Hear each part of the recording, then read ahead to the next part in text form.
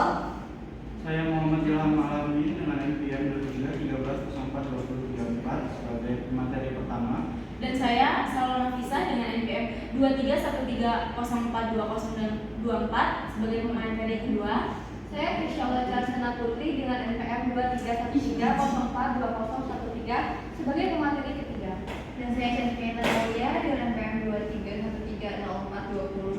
2313042021 sebagai pemateri keempat.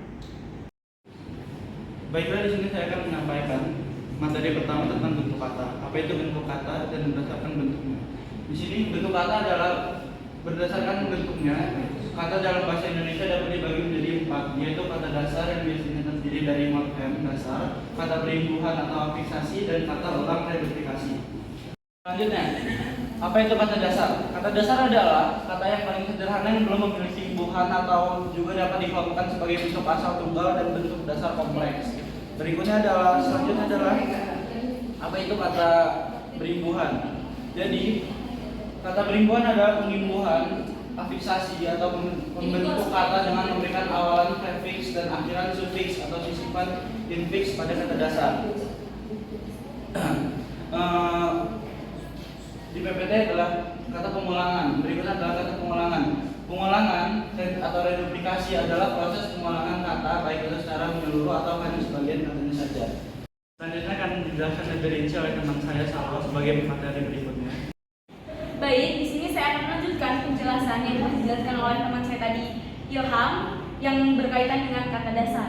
Di sini, seperti pengertian dari kata dasar, yaitu kata dasar adalah kata yang paling sederhana, atau dengan arti lain, kata dasar adalah unsur bahasa yang diucapkan atau dituliskan yang merupakan perwujudan kesatuan perasaan dan pikiran yang dapat digunakan dalam berbahasa. Contohnya seperti nanti malam Alfa akan pergi ke pasar. Kalimat di atas terdiri dari 7 kata dasar, yaitu nanti, malam, Alfa akan pergi ke pasar.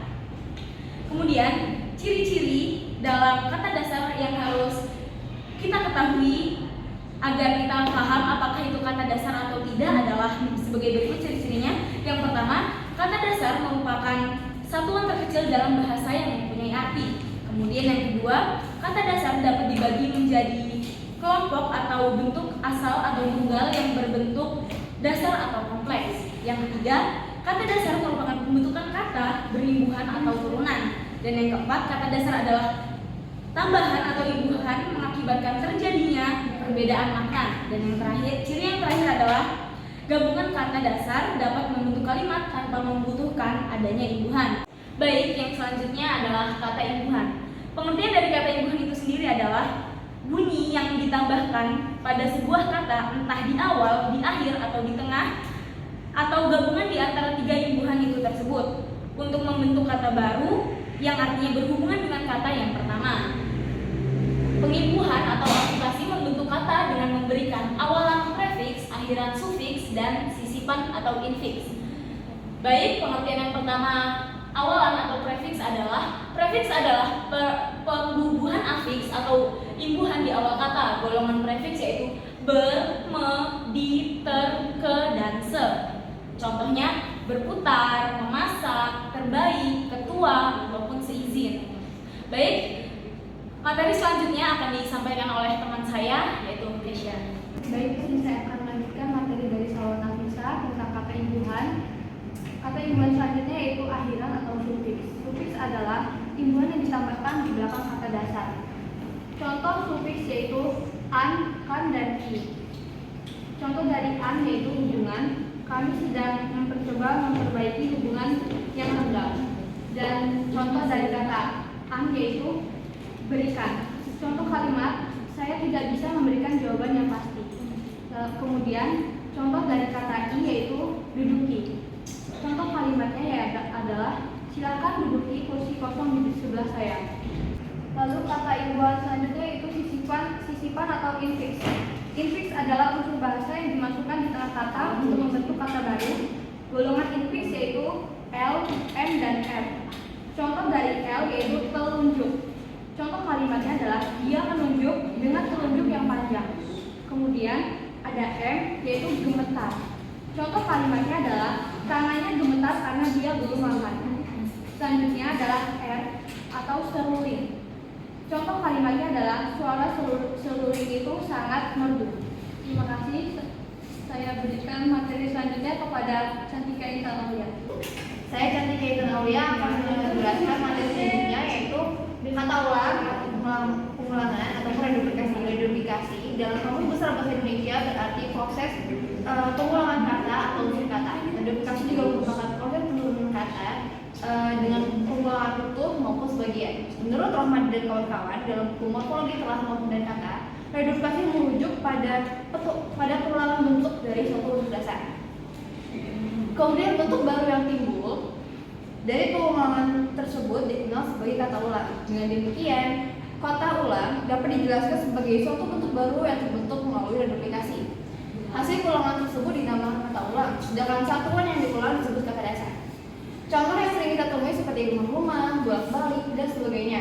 Misalnya, kata ulang anak-anak memiliki bentuk dasar anak.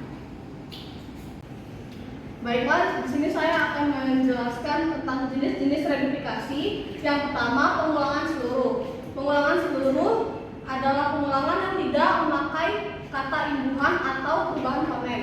Contohnya, tiba menjadi tiba-tiba dan rumah menjadi rumah-rumah. Yang kedua adalah pengulangan yang berkombinasi dengan proses pembumbuhan afiks. Contohnya, hitam menjadi hitam-hitam menjadi kehitam-hitaman. Ini menggunakan imbuhan ke dan an.